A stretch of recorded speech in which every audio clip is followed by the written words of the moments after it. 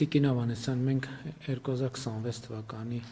հունվարից պլանավորում ենք ներդնել առողջապահության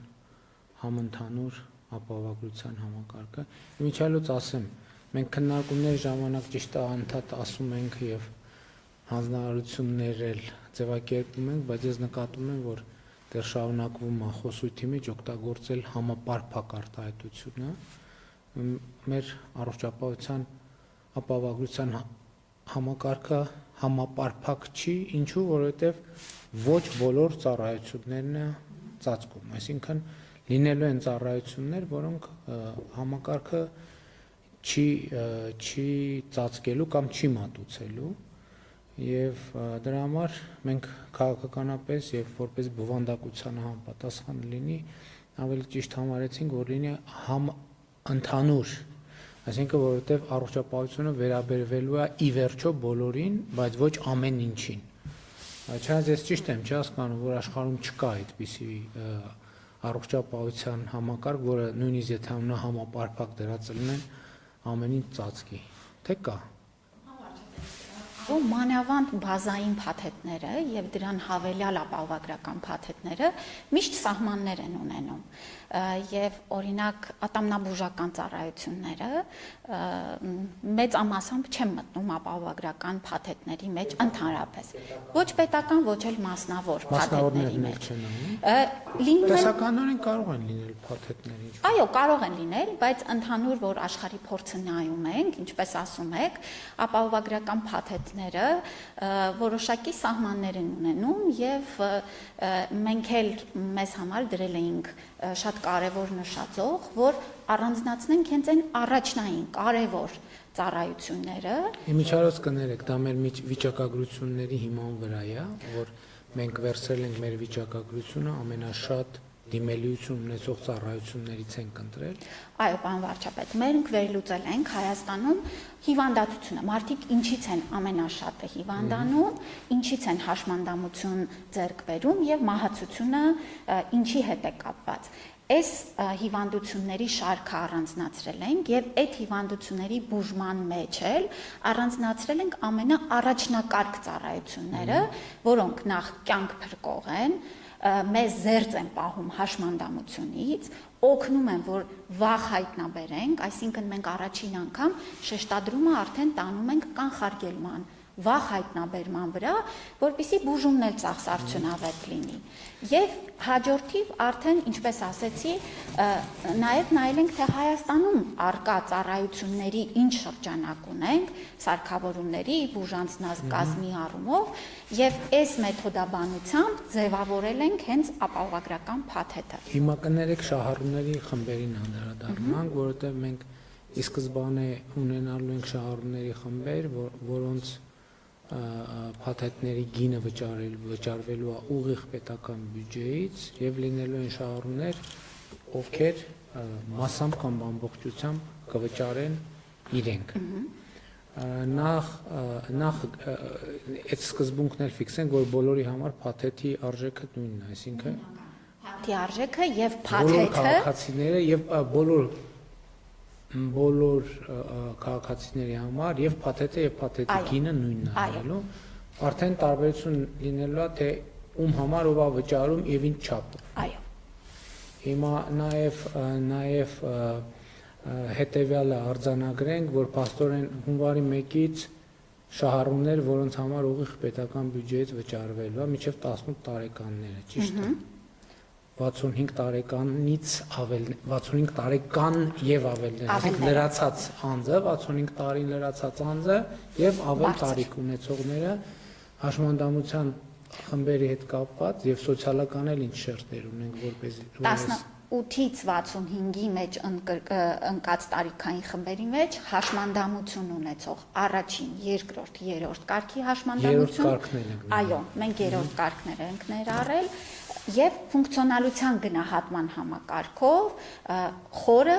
ծանր, խորը եւ միջին գնահատման համակարգերը։ Սոցիալական անապահովության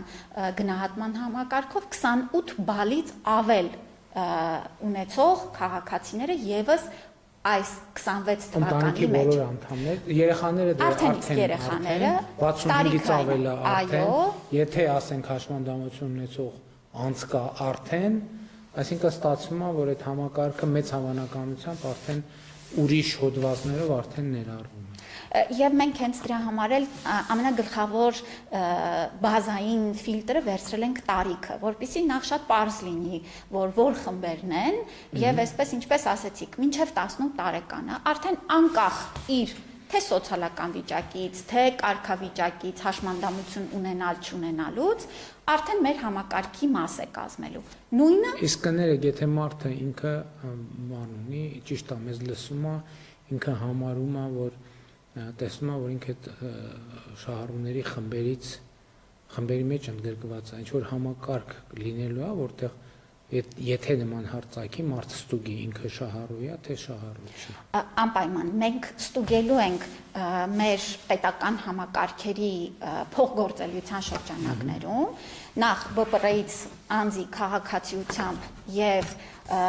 նույնը սոցիալնախարարության հետ համակարգերի փոխգործելիությամբ մենք այսպես ֆիլտրերը դնելու ենք եւ անձին հայտնելու ենք, որ դու մեր պոտենցիալ շահառուն ես։ Ուղարկելու ենք մենք ենք հայտնել, անպայման մենք այդ ինչ գործը համակարգով։ ինքնուրույն ենք անելու։ Մենք պարոն վարչապետ ունենք մեր Արմետ համակարգը թվային, որը հավելվածի տեսքով էլ այսօր գործում է։ Մենք հեռախոսների մեջ ներբեռնված 700,000-ից ավել թիվ ունենք, որ գործում է հեռախոսների մեջ ներբեռնված հավելվածներ կան։ Բայց մենք հասկանում ենք մեծ տարիքի անձանց համար դժվար կլինի հավելվածից օգտվել, այստեղ մեր առաջնային օղակի պոլիկլինիկաներն ու ամբուլատորիաները, որտեղ կցված են մեր քաղաքացիները, իրենց կտեղեկացնեն այս ձևաչափով, որպեսզի նրանք եւս շատ հեշտ իմանան։ Առաջ անցնելով ասեմ, երեք մի հետաքրքիր գաղափար եմ լսել, առաջարկել են, որ երբ որ իհարկե դա նաև պետպատվերին էր վերաբերվում, բայց դրա հետ կապված երևի արդեն չենք հասցնի, խոսքը հետեւյալի մասին է, որ երբ որ քաղաքացին որևէ ծառայությունից օգտվի առողջապահական, իրեն օրինակ SMS-ով գնա, թե դրա համար ինչքան է վճարվել այդ ծառայության, որովհետև այդ անվճարի ֆենոմենը, ընկալման ֆենոմենը մեր իրականության մեջ կա։ Իրական ոչ մի բան անվճար չի, բացարձակապես ոչ մի բան անվճար չի, հարցնենա թե ով է դրա համար վճարում։ Եվ եթե ոչ թե եթե, այլ այն պարագայում, երբ որ հիմնադրամը կառավարող վճարում է կոնկրետ ծառայության համար, քաղաքացուն կամ SMS-ի ձևով կամ որևէ ձևով ինքը իմանա այդ ծառայության համար ինչքան վճարվեց, եւ դա նախ հաշվետվողականություն է, եւ երկրորդն է քաղաքացին տեղեկանում է, որ այնուամենայնիվ ով եւ ինչքան վճարեց իր այդ ծառայության համար։ Պարոն վարչապետ, կարծում եմ դա շատ կարևոր էլեմենտ է, որովհետև նաև մեզ համար քաղաքացիների վերահսկողությունն է համակարգի համար շատ կարևոր եւ դրա մի մասը կներեք, որովհետև եթե քաղաքացին տեսնի ինչ որ կասկածելի ավելա վճարված, ինքը առնվազն կարող է հարց բարձրացնել, թե ինչու է այսքան։ Այո, եւ մենք այսօր դրա մի մասը առաջին իրացրել ենք, իր հավելվածի մեջ քաղաքացին տեսնում է, որ այց գրանցվեց իր անունով։ Այցից հետո արդյունքն է տեսնում եւ տեսնում է պետպատվերով ինչքան գումար է այդ ծառայության համար փոխանցվել։ Հիմա ձեր առաջարկով դա առանձին արդեն հաղորդագրություն կպատրաստենք, որ ուղիղ գա անձին, որ ոչ թե ինքը մտնի նայի համակարգում, այլ շատ պարզ ձևով իրեն գա եւ այստեղ էլ ինչպես ասեցի, մենք այսօր էլ լինում է, որ քաղաքացին իր մոտ այց է գրանցված լինում, մեզ զանգում են եւ ասում են ես չեմ այցելել, օրինակ պոլիկլինիկա, բայց իմ անձի անունով այց է գրանցվել։ Մենք պարզում ենք հետադարձ եւ եղել են դեպքեր, երբ որ նման քաղաքացիների ակտիվ վերահսկողությամբ մենք նաեւ համակարգի թափանցիկությունն ու ճշգրտությունն ենք ապահովում։ Որովհետեւ ցավոք սրտի մենք այդպիսի դեպքեր ենք ականատես եղել, որ երբ որ քաղաքացու իրենց բուժառուի կամ մտավյալը ունենալով շատ դեպքերում ներբեռնվում են, բայց իրականում ծառայությունը չի մատուցված։ Հետագայում արդեն թվայնացման ժամանակ այդ պատուհանի առողջապահական անձի առողջապահական պատուհանի մեջ այդ թվերը ամեն ծառայության դիմաց կարելի է ծրագրային ապահովում անել, որ ամեն ծառայության դիմաց այդ ֆիքսի, որպեսզի մարդը նաև տեսնի թե ինչքան է վճարվել իր ծառայության դիմաց։ Այնուամենայնիվ մեր տարեկան փաթեթի արժեքը 129,600 դրամ է նախագծով, իհարկե մեզ հաշվապահներն ու հարկային գործակալները խնդրում են, որ կլորացնեն գումարը, որպեսզի հաշվարկների մեջ էլ լինի, ազգային ժողովում դա կքննարկենք, բայց 129,600 դրամ ենք սահմանել փաթեթի արժեքը։ Հիմա փաստորեն բացի նշված սոցիալական խմբերից շահառու են դառնում նաև 200,000 դրամից բարձր աշխատավարձ 200,000 դրամ եւ բարձր աշխատավարձ ստացող անձինք եւ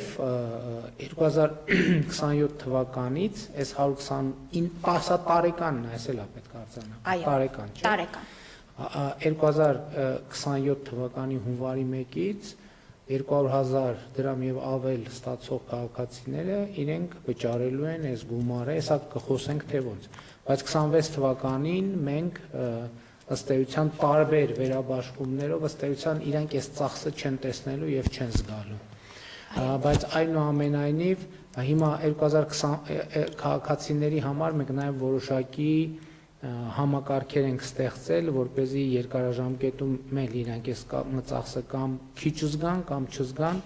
կհիշեցնեք ոնց էր աշխատելու այդ համակարգը։ Իհարկե անպայման,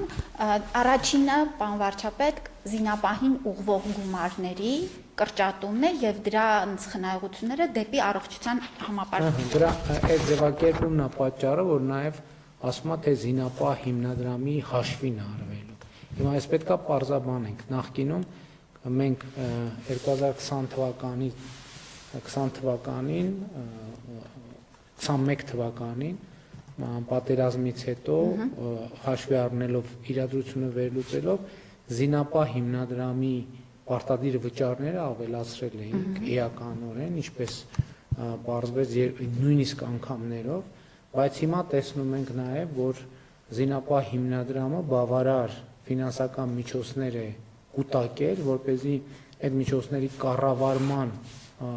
արդյունքում գեներացված եկամուտները բավարարեն իր խնդիրները լուծելու համար։ Հիմա մենք քաղաքացիներին ասում ենք, սիրելի քաղաքացիներ, շնորհակալ ենք, որ այս ընթացքում այս բեռը վերցրիք ձեր վրա։ Հիմա մենք ըստ էության դարձնում ենք 1000 դրամ նախկինի նման, ոչ բոլորի համար։ Մինչև 1 միլիոն դրամ աշխատավարձ ստացողների համար վերադարձնում ենք նախկին 1000 դրամ մակարդակից։ Հիմա տարբեր աշխատավարձ ստացողների համար տարբեր էր։ 1000 դրամից ավել ինչ կա, մենք ուղղում ենք արդեն անձի առողջության համընդհանուր ապահովագրության ֆինանսավորմանը։ Հիմա եթե տարին 129,000-ը ամսական մեր գումարը գալիս է կլոր ասենք 11,000, 10,800, այո։ Հիմա եթե եկեք ենթադրենք հիշում կան ձեր մոտ թվերը, ասենք սկսենք ամենացածր նիշից 200,000 դրամ ստացողը հիմա զինապահ հիմնադրամին ինչքան է վճարում։ Հիմա վճարում է 5,500 դրամ։ 5,500 դրամ։ Հիմա այդ նշանակում է, որ 4,500 դրամ մենք կարողանում ենք ուղղել առողջության իր ապահովագրությանը։ Տակը մնում է որոշակի գումար 6500։ Հաջորդ ուղղությունը պարոն վարչապետ սոցիալական կրեդիտների հնարավորությունն է համընդհանուր հայտարարագրել։ Այո։ Եվ այս մասով էլ 200-ից 500,000 դրամ ստացողների համար, պարոն վարչապետ, ձեր հանձնարարությամբ նաև փոխել ենք սոցիալական կրեդիտների տարեկան չափի հնարավորությունը առողջապահության ուղղությամբ եւ ամսական թույլ ենք տալու 6,000 դրամ հետ ստանալ սոցիալական կրեդիտներից։ Այսինքն այստեղ 4,500 դրամ եւ 6,000 դրամը ըստ էության ծախսը այդ բեռը քաղաքացին չի զգալու։ 500 դրամ է վճարում։ Այո, քաղաքացին 500 դրամ է վճարել։ Ու նաև էս էր պատճառը, որ մենք որոշեցինք այնուամենայնիվ 2026 թվականի համար քաղաքացիներին այլ բանաձև առաջարկել, որովհետև օբյեկտիվ եւ սուբյեկտիվ պատճառներով համընդհանուր հայտարարագրման համակարգի ծավալները մենք եւ համակարգը փոխեցինք, դրա մասին խոսել ենք եւ մյուս տարի արդեն այս տարվա հայտարարագիրը ներկայացնելով քաղաքացին հնարավորություն կունենա 6000 դրամ ամսական սոցկրեդիտը հետ ստանալ եւ կստացվի, որ ամիսը առողջապահության ապահովագրության համար վճարում է 500 դրամ։ Այո, պարոն վարչապետ։ Եվ դրա դիմաց ստանում է 129,000 դրամանոց փաթեթ, որը էս էլ շատ կարևոր է, որի փոխհատուցման չափը 129,000 չէ, այլ կարող է հասնել մի քանի միլիոն դրամի մեկ վիրահատության կամ մեկ միջամտության համար։ Դե իհարկե դա էլ ասեմ, որ Տիկին Ամանեսյան այնուամենայնիվ հույս ունենք եւ մաղթում ենք մեր քաղաքացիներին, որ նրանք առողջապահության ապահովագրության ծառայություններից հնարավորինս քիչ օգտվելու առիթ ունենան, այսինքն առողջ լինեն։ Այո, կարող է լինել դեպք, երբ որ մարդը տարվա ընթացքում եւ տա Աստված, որ մարդը տարվա ընթացքում որևէ բուժում ստանալու անհրաժեշտություն չունենա։ Եվ այդպիսի դեպքեր կլինեն, բայց դուք խոսեցիք նաեւ վաղ հայտնաբերման եւ կանխարգելման մասին։ Սա նշանակում է, որ սկրինինգային ծրագրեր են լինելու, որոնք պարտադիր են լինելու մարդու համար, այսինքն բոլոր դեպքերում մարդը ինչ որ ծառայությունից օգտվելու է։ Պիտի ստանա, պարոն վարչապետ, եւ այդ մշակույթն էլ, որ մենք չսպասենք հիվանդության հասնելուն, Չէ, ես ուզում եմ հասկանալ, այս փաթեթը, հիմա ես փաթեթի շահառու եմ։ Ինձ գալու է ազդակ, որ դուք պետքա մի հատ ստուգում անցնենք կամ ինչպես չեքափ են ասում, ինչպես ընդհանրած ասել, հենց մի հատ պիտի ստուգվենք մեր առողջության մասին տեղեկություն ստանանք եւ համակարգը եւ քաղաքացին։ Այո։ Այսինքն դա փաթեթի մեջ է մտնում։ Այո, դա տարեկան մեկ անգամ այդ չեքափը անցնելը եւ նաեւ ըստ տարիքի եւ սերի սկրինինգային ծրագիր անցնելը դառնալու է պարտադիր եւ ապահովագրության փաթեթը ակտիվանալու է ամեն հաջորդ տարի, եթե նախորդ տարվա տվյալ անձին համար սահմանված այդ փաթեթը նա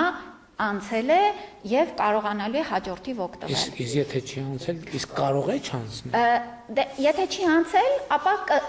կհերթագրվի, կգնա, կանցնի, հետո նոր կակտիվանա եւ սա է նաեւ ապահովագրության սկզբունքը, որ խրախուսի ճիշտ վարքագիծ մարդկանց իրենց առողջության մասին հոգ տանելու։ Առնվազն հիմա ով է գնում, տենց եթե մարդը բողոք չի ունենում, չենք էլ գնում ստուգման։ Եվ դա այդքան էլ լավ չի, որովհետև հիմա փառքաստու տեխնիկան այնքան զարգացել է, որ նույնիսկ այդ նախնական էտապում հիվանդությունները կարելի է տեսնել արդեն, որ զարգանում է, եւ այդ դեպքում եւ քաղաքացու եւ բուժառուի համար եւ համակարգի եւ պետության համար այդ հիվանդության կանխարգելումը երբեմն կարող է տասնյակ անգամներով ավելի էժան եւ հեշտ լինել եւ արդյունավետ։ Քան թողենք զարգանա, որ հետո եւ հավանականությունն է նվազում բուժման եւ խնդիրներն էլ համապատասխանաբար շատանում։ Պարոն վարչապետ, ինչպես նշեցիք, սա մեր բոլորի ընդհանուր համակարգն է եւ ինչքան մենք համակարգից խելամիտ օգտվենք, այնքան մեր ծախսերն էլ ընդհանուր համակարգի վրա կայուն կլինեն եւ չեն այսպես վայրիվերումներ ունենա։ Սա է, որ մենք խրախուսենք ճիշտ վարքագիծ եւ մենք տեսնում ենք նաեւ այդ պատվերի անգամ շրջանակներում, պարոն վարչապետ, եթե մենք սկրինինգ ենք անում ու հետո դրա բուժման հատվածը եւս պետպատվերով փոխհատուցում ենք, քաղաքացիները սկսում են վարքագիծը փոխել եւ գնալ սկրինինգներին, որովհետեւ այդ հոգեբանական վախն էլ է վերանում, որ եթե մի բան հայտնաբերի, ապա մենակ չեմ մնա այդ խնդրի հետ։ Այո, ճիշտ է, այդ պատճառն է կա, որ մարդ ասում է, որ հայտնաբերեց, հետո խնդիրների մեջ։ Այո, ինչպես պիտի լուծել։ Երբ որ այս համակարգով մենք մարդուն ասում ենք, որ հայտնաբերման պարագայում այնուամենայնիվ հիվանդությունների մի չափաբաժին կա, որը համակարգը իր վրա կվերցնի բեռը, մարդը ավելի մեծ վստահություն ստանա։ Եվ այնուամենայնիվ մենք այն օրը քննարկման ժամանակ ըստ էության արձանագրեցինք, որ մեր երկրում գոյություն ունեցող ծառայությունների մոտավորապես 30%-ն է ծածկում առողջապահության ապահովագրությունը։ Հիմա մենք ինչ որ ոնց ենք մարդկանց կոմունիկացնում, թե ինչն է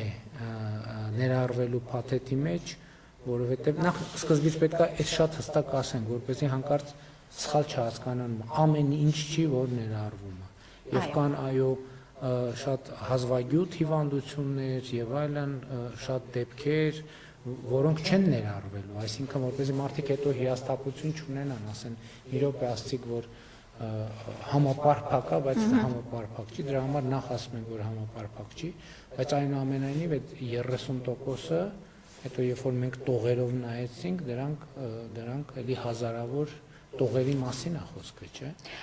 Այո, եթե ոչ հազարավոր, գոնե հարյուրավոր, թե հազարավոր։ Ճիշտ եք ասում, հազարավոր ծառայություններ են։ Հազարավոր ծառայություններն են, ուղղություններն են առաջնային օղակ, այսինքն պոլիկլինիկա, ամբուլատոր ծառայությունները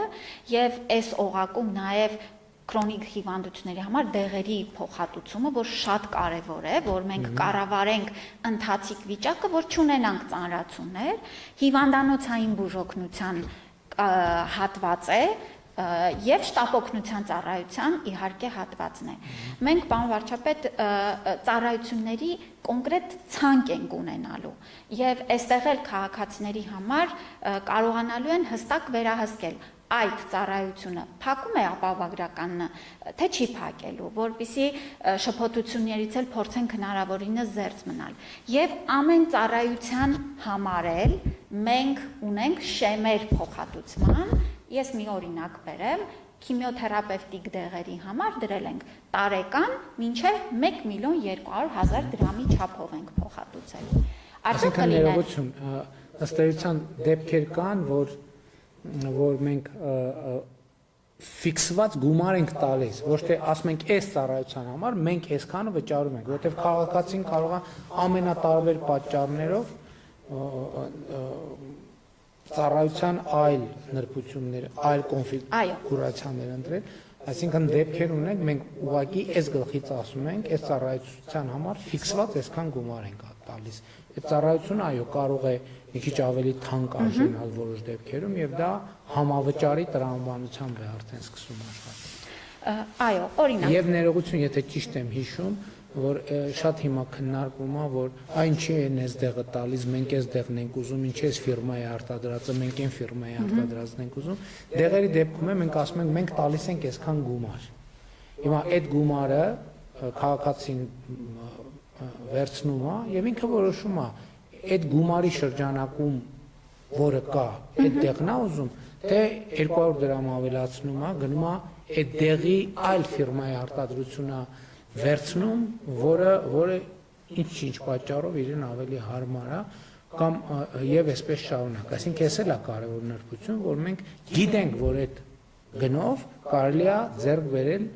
դեղանյութը։ Այո։ Հիմա դա եւ մենք գիտենք, որ դա որակի ինչ որ մի ստանդարտի համապատասխանում է։ Չի կարող անորակ դեղի համար տալ։ Բայց այդ բանն էլ կա, հոգեբանական, մենք բոլորս էլ տենց ենք։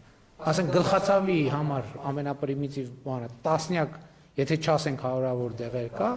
հիմա ամեն մեկս ունենք մեր գլխացավի սիրած դեղը, որ գլուխներս ցավում է, որ այդ չի լինում, խմում ենք, ասում ենք, չէ, սա չի անցկացնում մեր գլխացավը, դա նաև հոգեբանական ազդեցություն է։ Եվ դա էլ է շատ կարևոր պարզաբան է, մենք ասում ենք կոպիտ ասած, գլխացավը երևի մեր փաթեթի մեջ չկա, բայց որ պարզում ենք, ասում ենք գլխացավի դեղի համար մենք տալիս ենք 500 դրամ։ Շուկայում կա եւ 300 դրամանոց, եւ 400, եւ 500, եւ 600, եւ 700, եւ 1000, եւ 3000, եւ 10000։ Կարող է մարդ կա ինչ որ ընկալման բերումով ինքը ասում է, չէ, իմ գլխացավը 10000 դրամանոց դեղն ամենակ անցկացնում, շատ լավ։ Այդ մեր վճարը այդքան է։ Խնդրեմ, եթե ուզում եք ավելացրեք, գնացեք։ Այո, եւ այս պիլոտային ծրագիրը, որ սկսեցինք, պարոն վարչապետ, դեղի, այսինքն մենք արդեն փորձնական ընթացքը պետպատվերի մեջ, դեղերի մեջ մի մասը փոխեցինք, մենք տեսանք, որ եւ շահառուների թվի ավելացում ունեցանք, այսինքն երրորդ կարգի հաշմանդամներ եւ այն մարդիկ, ովքեր մեր պոտենցիալ շահառուն էին եւ պետությունը մի տարբերակի դեղը առնում էր պոլիկլինիկայով, բայց այդ մարդիկ չէին գալիս օգտվում։ Հիմա փոխելուց հետո տեսնում ենք եւ շահառուների թիվը ավելացավ եւ մարդկանց գոհունակությունը, քանի որ իրենք են արդեն իրենց նախընտրածը արդեն աշխատում է, հիմա մենք ապահովագրական մոդելի մեջ արդեն ամբողջությամբ այս համակարգի վրա կձևավորենք փաթեթի շրջանակները։ Հիմա հաջորդ հարցը քաղաքացին ո՞նց է օգտվելու։ Ասենք մարդը զգաց պրոբլեմ ունի, պետքա բժշկի դիմի։ Ես ճիշտ եմ հասկանում, որ բոլոր դեպքերում առողջապահության առաջնային օղակի միջոցով պետք։ Բացի շտապօգնություն։ Երկու ուղի ունենք։ Առաջինը շտապօգնությունն է եւ այդ հրատապն է։ Այստեղ միանգամից հիվանդանոց, էմերջենսի ծառայություն եւ էմերջենսի ծառայությունում արդեն նրանք ուղղորդեն, որ կգնա կպարկի հիվանդանոցում, թե արագ 24 ժամվա ընթացքում օգնություն կտրամադրեն եւ նա կգնա արդեն տուն։ Մյուսը, երբ որ անձը ունի ինչ-որ խնդիրներ, այո, ճանապարհը առաջնային օղակով է։ Կներեք եւ նաեւ էսա պատճառը, որ մենք հիմա նաեւ ռազմավարական մոտեցում ունենք, որ առողջապահության առաջնային օղակում պետքա ներդրումներ անենք, սկսած ամբուլատորիաների մեր ծրագիրը, պոլիկլինիկաներ եւ այլն։ Մեր խնդիրն է նա, որ մաքսիմալ անենք, որ մարդը օբյեկտիվորեն ոչ թե տենց ուղղակի իրան դուրս անենք պոլիկլինիկայից, այլ մաքսիմալ մարդը պոլիկլինիկայից հետ գնա տուն, ոչ թե մաքսիմալ գնա հիվանդանոց, բայց ծառայությունը ստանալով էլ եմ ասում, ոչ թե ասենք։ Եվ հենց գիտեք առողջապահական գիտությունն է դա ասում, որ ինչքան մարդը ծառայությունները ստանում է ամբուլատոր օղակից եւ ոչ հիվանդանոցային օղակից, այնքան արդյունքները ավելի լավ են լինում։ Այնքան երկրի առողջապահական համակարգը արդյունավետ է եւ կներեք այդ չեկապի համակարգը նաեւ դրանով է լավ, որովհետեւ ինչքան շուտ հայտնաբերենք, այնքան հավանականությունը, որ առաջնային օղակում հնարավոր կլինի այդ խնդրը բուժել, այո, մեծանում է։ Եվ այս մոդելը նաև հնարություն կտա զարգացումը ապահովել առաջնային օղակի։ Եվ մենք ենք ներդրումներ անում, պարոն վարչապետ, եւ մասնավոր ընկերություններն են։ Արդեն իսկ մենք ուղղություններն էլ ենք տեսնում, ոչ միայն հիվանդանոցային օղակի մեջ են ներդրումներ անում, այլ նաև հենց առաջնային օղակի մասով ներդրումներ են անում։ Մասնագետներն էլ վերջին տասնամյակներում իրանք աշխատում էին հայտնվել հիվանդանոցային օղակում, որովհետև առաջնային օղակը մաշում էր եւ մարդկային հոսք չկար, մասնագետը գնում նստում եւ իր մասնագիտական կարողությունները զարգացնելու հնարավորությունները սահմանափակվում էին։ Եվ ես ուզում եմ նշել, որ հենց կապիտալ ծախսերի մասով այդ ուղղությունն էլ մենք շեշտադրումը արդեն այս տարվանից ուղղում ենք ամբուլատորիաների, մեր 19 ամբուլատորիաների շինարարությունը արդեն ընթացքի մեջ է եւ հաջորդ խմբերը այսպես ավելանում են եւ սա է լինելու մեր ռազմավարությունը, որ ներդրումները թե հիվանդանոցային, թե առաջնային օղակի մեջ պետական եւ մասնավոր եւ համակարգի թողունակությունն էլ 3 տարվա մեջ ըստ էտապների պիտի գա հասնի մեր արդեն նախանշած չափականակների։ Հիմա 200,000 շեմի մասին եմ ուզում խոսել, թե ինչու են 200,000 դրամ շեմից սկսում։ Նախ հետեւյալը կա, որ մենք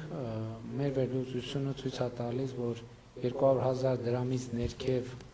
աշխատավարձող սեգմենտում աշխատավարձի ստվերը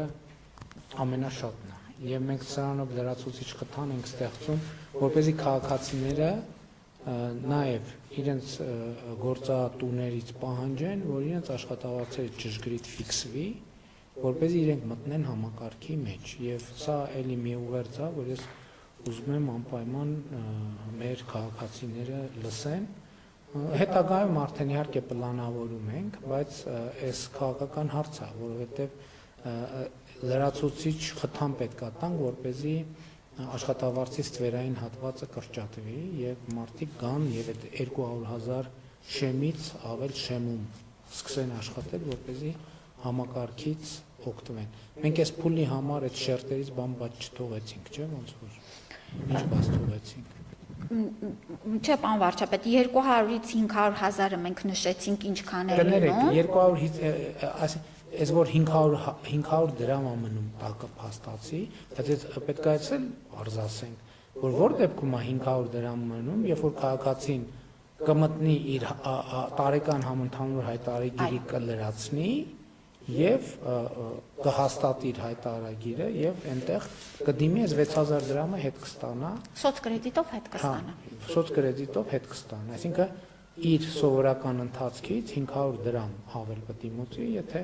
օրինակ մարդը ծխող է, կարա քիչ ծխի կամ ծխելը թողի եւ հələ մի բան էլ խնայողություն կանի։ Մենք նաև էլի ապավարական համակարգի մեջ մտածում ենք խրախուսման այդպիսի գործիքներ, պարոն վարչապետ, բոնուսային համակարգ 3 ուղղություններով հենց ծխելու, թողելու հետ կապված մենք հստակ կարողանում ենք նախ աջակցություն տրամադրել եւ հետո էլ եթե անձը փոխում է վարքագիծը, որոշակի խրախուսումներ տալ։ Մյուսը քաշի կառավարումն է, որը էլի միջազգային փորձը նայելով տեսնում ենք, որ սա եւս շատ կարեւոր գործիք է մարդկանց ուղղորդել ավելի առողջ ապրելակերպի, փոխել վարքագիծը եւ դրա դիմաց նաեւ խրախուսական բոնուսներ ստանալ եւ ինչքան քիչ կօգտվեն համակարգից ոչ անհրաժեշտ ծառայությունների այդ պահին, այնքան ավելի համակարգը նրանց խրախուսումներ կանի։ Մարդը ինչքան իր առողջությունն է, էտել որ ոչ թե ասի հա դե պետությունն է, թող մտածի իմ առողջության մասին, այո, պետությունն պետք է եւ կմտածի, բայց մի քիչ էլ մենք պետք է մտածենք մեր առողջության մասին, այսինքն մարդը եթե ինքը իր առողջությամբ չզբաղվի, պետությունը ինչ կարա անի։ Չի կարող ոչ մի բան։ Հաջորդ դիտարկումը, որ ուզում եմ անեմ, ես գիտեմ, դե մենք արդեն ներդրումը քանի անգամ հետաձգում ենք եւ ես մեր հոգեբանական վիճակն եմ հասկանում, թե ինչու ենք հետաձգում, որովհետեւ շատ մեծ բարեփոխում է եւ մեծ մտավախություններ կան։ Բայց նախկինում էլ ես ուզում եմ ի սկզբանե, չնայած լավ չի, տենց ընդունված չի դա ասել, բայց ուզում եմ ասել, որ սկզբնական շրջանում եւ խնդիրներ են լինելու, բացառված է, ասենք, մեր փորձը ինչ է ցույց տալիս, որ մենք ասում ենք, լավ, մի քիչ պատրաստենք, մենք այնքան երկար ենք պատրաստում, մեկը այն նախնական խնդիրները չեն վերանում, որովհետև ես ստեղից է որ եկել եմ այն եզրակացության, որը դա համոզմունք է, մեկը բարեփոխումը պետք է կյանքի իր խնդրին հանդիպի, որ ինքը սկսի ձևավորվել, ձևակերպվել, որովհետև այս կաբինետում հնարավոր չէ առողջապահության համակարգը կենթանացնել, իրան հնարավոր է նախագծել, իրան հնարավոր է որոշել, բայց մեկ այնան պետք է բաց թողես կյանք, ինքը կյանքի հետ շփվի, որպեսզի կյանքը իրան բերի իր պարամետրերի մեջ։ Ես ուզում եմ մենք էս էլ մեր քաղաքացիներին ասենք։ Ընենք չի, որ մենք էլ հաջորդ օրը արթնանալու ենք եւ տեսնելու ենք, որ մեր առողջապահական համակարգը, մենթալիտետը, հարաբերությունները ամեն ինչ փոխվեցին։ Դա պետք է փոխվեն ժամանակի եւ մեր աշխատանքի ընթացքում եւ մենք այդ խնդիրներից պետք է չվախենանք։ Այո, սոցիալական ցանցերում գնալու են, վայ հերթական անգամ, էս եղավ, այն եղավ, գնացինք, էս չեղավ, ու ինչ որ մի մասը լինելու է ճիշտ, ինչ որ մի մասը լինելու է չափազանցություն, ինչ որ մի մասը լինելու է սուտ։ Բայց հարցը դա չի, մենք պետք է հետեւական մեր պլանով գնանք առաջ, բայց նաեւ կյանքի արձագանքները պետք է լսենք։ Իրականության արձագանքը պետք է լսենք, որովհետեւ երբ որ բարեփոխումը իր խնդրին հանդիպում է, այդ հանդիպմանը մենք ուշադիր պետք է առնենք այդ հանդիպման մեջ ինչը որ ընենց չէր եւ գնանք տեղում այդ հարցերը լուծել։ Ես դա համոզմունք է, ուրիշ մեթոդ չկա, չի լինում ուղակի տենց բան, չի լինում տենց բան։ Մեկ ամ պետք է քաղաքական կամք ունենալ, գնալ, չվախենալ խնդրի մեջ մտնել եւ այդ խնդրը համբերատար հետեւական լուծել եւ հանրությունից էլ ըմբռնում խնդրել, ըմբռնում ակնկալել, որ ժողովուրդ ջան, էլի մենք էլ ձեզնից մեկն ենք, այդ որ մենք կամ վարչապետ ենք կամ նախարար ենք, այդ չի նշանակում, մենք երեք ձեզ հետ նույն մանկապարտեզում ենք, նույն դպրոցում ենք, նույն բուհում ենք, նույն փողոցում ենք, նույն կյանքում ենք եւ չի կարա տենց բանը մենակ ծրագրային լուծումներով չի։ Այսինքն կյանքը իրականությունը պետք է այս ծրագիրը փոխի իրականությունը, բայց իրականությունն էլ շտկելու է եւ հղկելու է այդ ծրագիրը։ Դրա համար այդ բաներից պետք չի վախենալ եւ պետք է այդ պատասխանատվությունը վերցնել ու գնալ առաջ։ Ու շատ է պետք։ Ես գիտեմ որ դուք շատ եւ հարցազրույցներ եւ ասուլիսներ, բայց հանրային հաղորդակցությունը ամենակարևոր բաներից մեկն է։ Դուք եւ այն մարդիկ, ովքեր տիրապետում են, այսպես ասած, փորձագետի մակարդակով թեմային, անընդհատ պետք է այս մասին խոսեն, որովհետեւ մեկը ինչ ամենակարևոր թեման է մարդու համար։ Մարդը ավելի կարևոր բան չկա մեզ համար, որովհետեւ մեզ համար մեր ընտանիքի անդամի առողջության հետ կապված պոտենցիալ խնդիրը մենք ոնց պետք է լուծենք, այդ յուրաքանչյուր հայաստանյան ընտանիքի յուրաքանչյուր անդամի ենթագիտակցության մեջ այդ կարևոր ամենակարևոր հարցն է, ինքը դրա մասին կբարձրաձայնի, չի բարձրաձայնի, բայց բոլորի մեջ այդ տագնապը կա, որ Աստված չանի, եթե մի բան եղավ, ինչ եմ անելու, ոնց եմ անելու։ Հիմա Փառք Աստծո երեխեքի խնդիրը, չնայած երեխեքի դեպքում էլ պետք է ասել, կարող են լինել այնց հազվագյուտ իրավիճակներ, որ համակարգը չծածկի, այդ թվում են պատճառով, որ Հայաստանում այդ ծառայությունները չկան, կամ դրանք, չգիտեմ, նորագույն եւ այլն։ Այսինքն բացարձակ չի առողջապահության ապահով, կարող են լինել իրավիճակներ, որ այս դեպքերում է, որ գործում են հատուկ ֆոնդեր, բարեգործական ծառայություններ, որոնք մասնագիտացած են օրինակ կոնկրետ հիվանդությունների դեպքում։ Կոնկրետ հիվանդությունների դեպքում իհարկե կառավարությունն էլ կարա մասնակցի եւ այլն, իրանք որովհետեւ դրանք քիչ, բայց շատ թանկարժեք դեպքեր են եւ sense նրբություններ կան։ Նկատի ունեմ այս ամեն ինչի մասին պետք է խոսել, որ մարդիկ սխալ չհասկանան, բայց այս համակարգը իհարկե էականորեն փոխելու է մեր երկրում առողջապահության իրավիճակը եւ իհարկե տնտեսության իրավիճակը, որովհետև ես հավատում եմ, որ սա կարևոր բարեփոխում է, այդ թվում տնտեսական զարգացումը ապահովելու համար, մարդկանց աշխատանքային պոտենցիալը, ստեղծագործական պոտենցիալը լիարժեք դարձնելու համար։ Պարոն վարչապետ, եթե թույլ տաք մի շեշտադրում անեմ,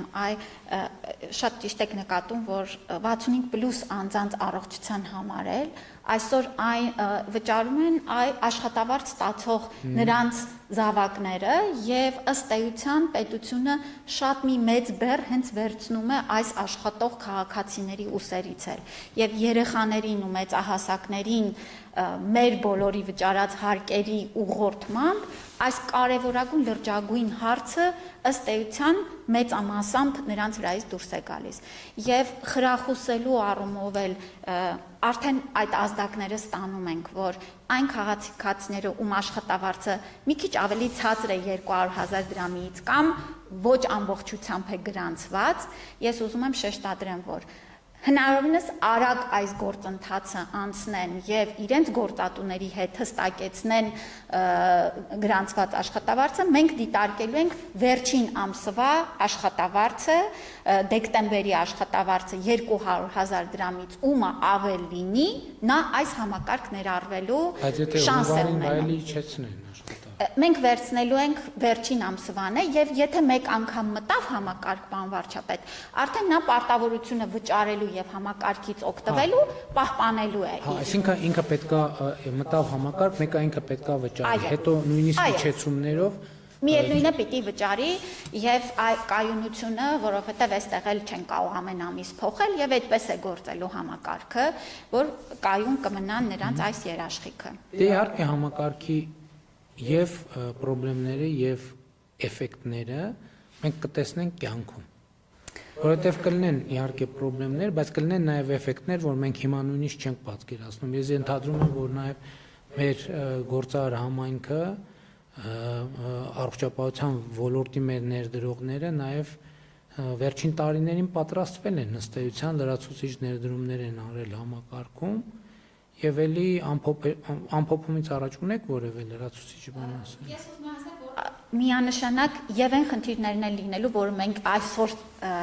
մտածում ենք, որ լինելու են այնպիսի իրավիճակներ, որ մենք հնարավորինս ճկուն փորձելու ենք ընթացքը շտկումները անելով առաջ գնալ եւ այսօր ամենազարգացած երկրների 100 տարի պատմություն ունեցող ապահովագրական երկրներն էլ անընդհատ փոփոխում են եւ ըստ ժամանակի ու կարիքների ու առաջացած խնդիրների վերաձևակերպում են, մենք էլ այս ճանապարհը պատրաստ ենք անցնելու։ Եվ ավելին ասեմ, նույնիսկ ամենաառաջատար համարվող երկրներում այնպես չի, որ հենց այդ երկրները համարում են, որ իդեալական համակարգ ունեն։ Ընդհանրապես իդեալական համակարգ չի լինելու երբեք ոչ մի տեղ։ Եվ ես այս վերջերս նաև սկսել եմ մտածել, որ մենք այդ իդեալի հետևից գնալու այդ մեր մղումը մեզ խանգարում է ուղղակի։ Որովհետև մենք չենք կարող տեղ հասնենք այդպես էլ, որովհետև գնում ենք փորձում ենք գնալ մի բանի հետևից, որը ուղղակի հնարավոր չի, բայց դա լրիվ ուրիշ հայեցակարգային խնդիր է։ Եվ մենք պետք է շատ ակտիվ եւ ինտենսիվ աշխատենք, այդ թվում հիմնադրամի ձևավորման հետ կապված մեր պլանները այնպես կարգաբերենք, որ մեր խնդիրները մեր պլանների ժամանակացույցի մեջ տեղավորվի եւ ուզում եմ նորից շնորհակալություն հայտնեմ Հայաստանի բոլոր հարկ վճարողներին, ովքեր հնարավոր են դարձնել եւ հետագայում էլ հնարավոր են դարձնելու այս համակարգի ներդրումը եւ գործունեությունը։ Այսքանը երևի։